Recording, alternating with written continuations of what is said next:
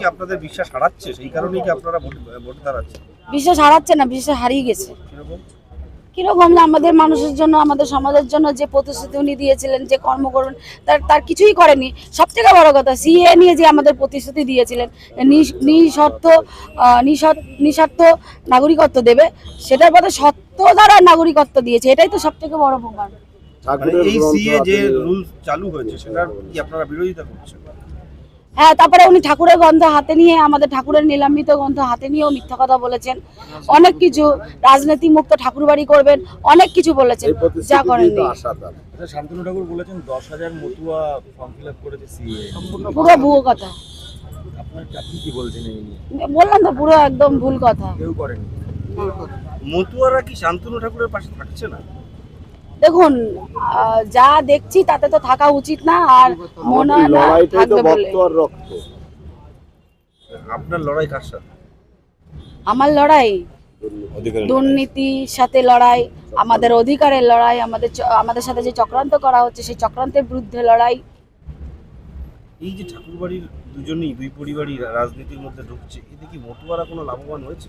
না, মতুয়ারা আরো কত ক্ষতিগ্রস্ত হয়েছে মানে জানুন। মানে কিছু মতুয়া তৃণমূল হয়ে গেছে, কিছু মতুয়া বিজেপি হয়ে গেছে। মানে আমাদেরকে আর মতুয়া বলে কেউ চিনছে না। কেউ রাম রাম আর কেউ ওই ফুল, এরকম ব্যাপার।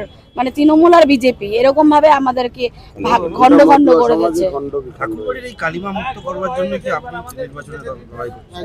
হ্যাঁ, ঠাকুরবাড়ির এই কালিমা মুক্ত করতে কি আপনারা একদম একদম। আমাদের দেখুন, আমরা আমাদের সন্তানরা যখন ভুল করে তখন আমরা তাদেরকে শাসন করি না।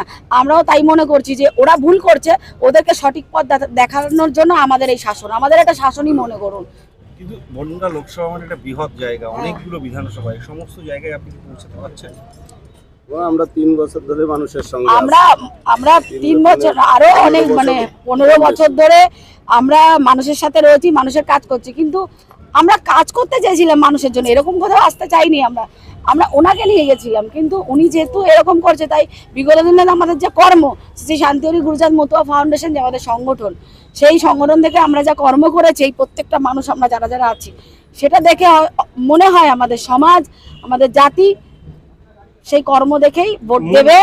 মূল লড়াইটা কার সাথে হবে আপনার? শান্তনু ঠাকুরের সাথে না বিশ্বজিৎ? আমার কোনো বিশ্বজিতের সাথে লড়াই নেই, শান্তনুর সাথেও লড়াই নেই। আমি তো আগেই বললাম, আমাদের লড়াইটা অধিকারের লড়াই, আমাদের অধিকারের লড়াই, আমাদের চাহিদার লড়াই, চক্রান্তের বিরুদ্ধে লড়াই। কিন্তু এই যে শান্তনু ঠাকুর মেলাতে বড় মার ঘর বন্ধ করে দিলেন, তলা ভেঙে ঢুকে গেলেন, এই ধরনের বিচ্ছিন্ন ঘটনাগুলো এটা ওদের ব্যাপারে, ওই ব্যাপারে আমাদের কোনো কমেন্টস নেই। আমরা নোংরামো বলবো, এটাকে নোংরামো তো, এটা তো নোংরামো।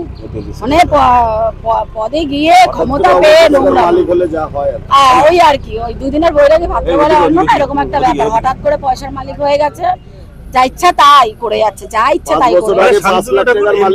5 বছরে আপনাদের মতুয়াদের কোনো ইয়ে হয়নি বলেই কোনো ডেভেলপমেন্ট নেই। আপনারা খোঁজ নিয়ে দেখেন, আপনারা তো মিডিয়া, আপনারা খোঁজ নিয়ে দেখেন। মতুয়া কাট করে কয়েক হাজার কোটি টাকা ইনকাম করেছে।